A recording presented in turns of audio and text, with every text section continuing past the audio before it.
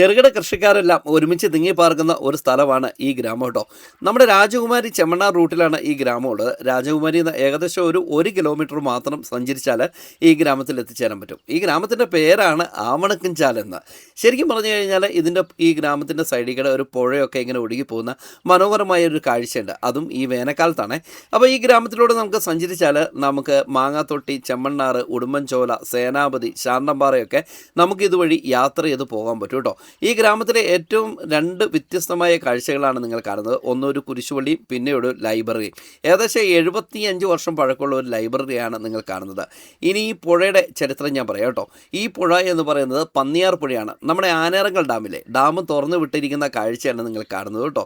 ശരിക്കും പറഞ്ഞാൽ ഈ ഗ്രാമത്തിൻ്റെ സൈഡിൽ ഒഴുകി പോകുന്ന ഈ പന്നിയാർ പുഴ ചെന്ന് സംഗമിക്കുന്നത് നമ്മുടെ പൊന്മുഴി ഡാമിൻ്റെ തൊട്ട് താഴെയാണ്. അപ്പോൾ ഇതിൻ്റെയൊക്കെ ഫുൾ വീഡിയോ നമ്മുടെ യൂട്യൂബിലും ഫേസ്ബുക്കിലും ഉണ്ട്. കയറി കാണാൻ മറക്കല്ലേ.